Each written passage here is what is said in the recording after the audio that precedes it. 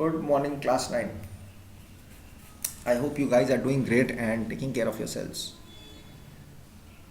So, I'm coming to your English part today again.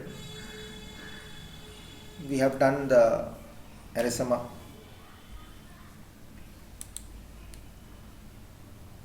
This poem is about, the story is about life and death, the last leaf.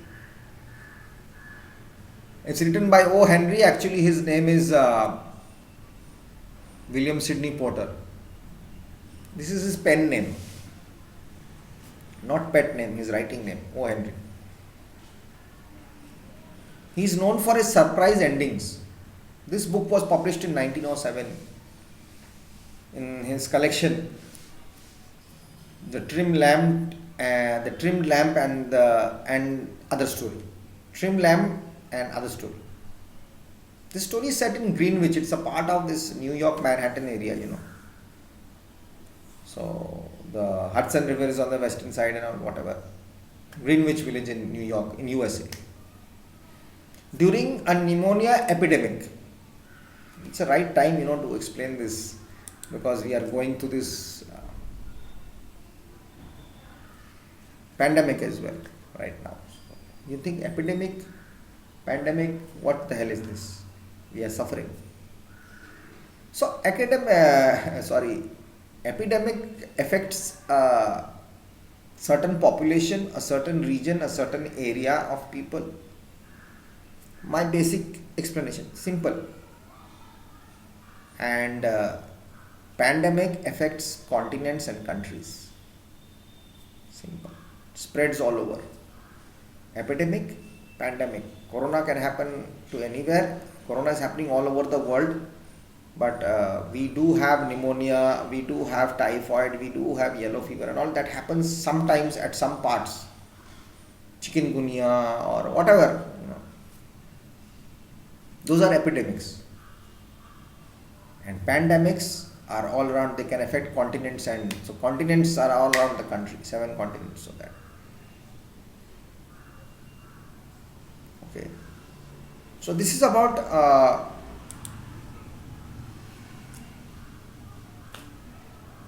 as I said, in Greenwich during a pneumonia epidemic.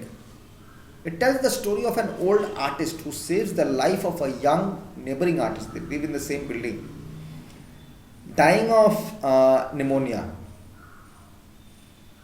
by giving her the will to live. Pneumonia is when you feel very cold and you get affected by the cold. Excessive cold, you get affected, is called pneumonia. I don't want to go into medical issues now. I'm in the English class. By giving her the will to live, the neighboring artist. Through her window, she can see an old vine growing nearby, on a nearby wall. Vine are ivy plants, vines, which creep and grow on walls, it looks good. It's gradually shedding its leaves as autumn turns into winter. Winter winds, leaves fall. That autumn last part, winter starting, leaves start falling. And she has taken it into her head, her mentality has gone inside her head, or her actually mental status that she's sick, she might die, she's hearing people are dying because of pneumonia. That she will die when the last leaf falls. So she's looking always at that vine plant or that ivy plant.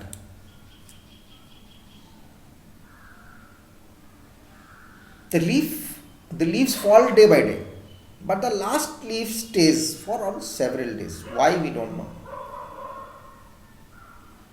Before that, she was not wanting to. We'll go details into that. I'm just giving you a brief explanation about the story. Before we go into it, we must know what we are reading. Slowly, because that last leaf is not falling off, the woman's health is quickly recovering. At the story's end, we learn that the old artist who always wanted to produce a masterpiece, a beautiful painting, but had never any success, had one night spent considerable time painting with great realism and great by heart a leaf on the wall. Got his masterpiece. Furthermore, the old artist himself dies of pneumonia contracted while being out in the wet and cold to make this person. Keep her alive, changing her mentality towards life and death. Okay. I'll just tell you about the character. Sue, as a young artist who lives with her boyfriend, with her friend Johnsy. Johnsy, another young artist who is Sue's friend, she has pneumonia but survives due to the presence of the last leaf of an ivy plant. Johnsy is the one who's affected. Berman, an old artist who dies while painting the last leaf. There's a movie, 1912 Falling Leaves, which is the real. Then there's a two-reel silent movie of the last leaf. If you go onto YouTube, you might get the last leaf or whatever. So what is actually this death thing and life thing? Why do people want to die at times? We have to come to know that. As I told you again, I am very different in my explanation. I go down to the roots, I explain everything, and after that I hit the book. You may like me or you dislike me, I don't mind, but that's the way I do it. So I'm not a T20 player, I told you. So anyways, that life and death, facing death gives life a meaning. Life and death are both part of a great mystery that by virtue of being created is no less than God's image. We can imagine an afterlife for humanity. Yet, at the same time, death itself is an antidote to human arrogance. That in death we pay gratitude for the wonder and gift of our existence.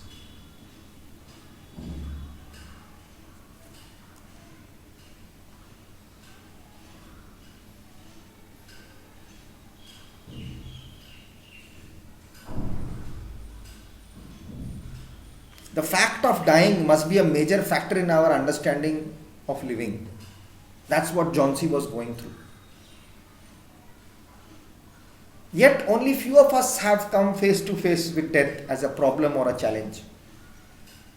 There is slowness, a delay, a neglect on our part to think about it, for the subject is not exciting, right? But rather strange and shocking. What is this life and death?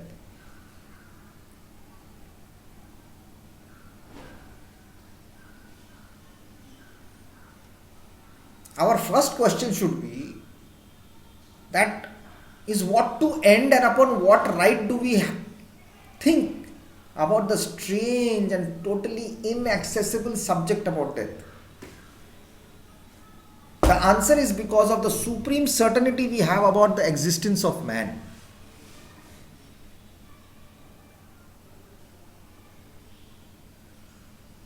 But existence embraces both life and death. And in a way, death is the testing of the meaning of life.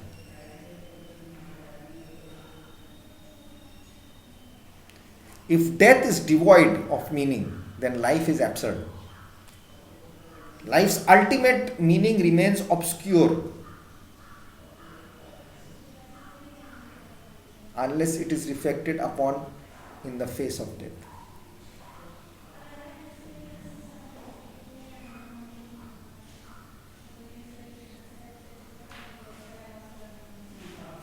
Yet, as I said, modern man's attitude towards death is escapism, disregard of its harsh reality, even tendency to obliterate grief.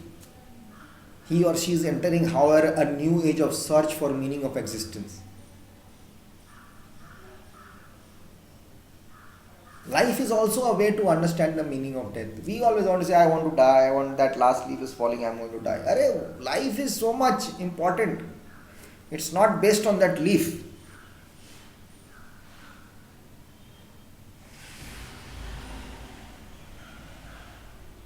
Death is grim, death is harsh, death is cruel, a source of infinite grief. Our first reaction is consternation. We are stunned and distraught.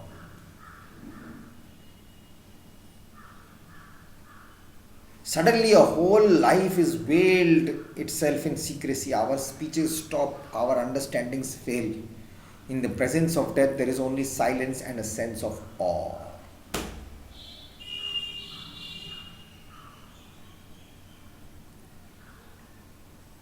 The view of death is affected by of our understanding of life.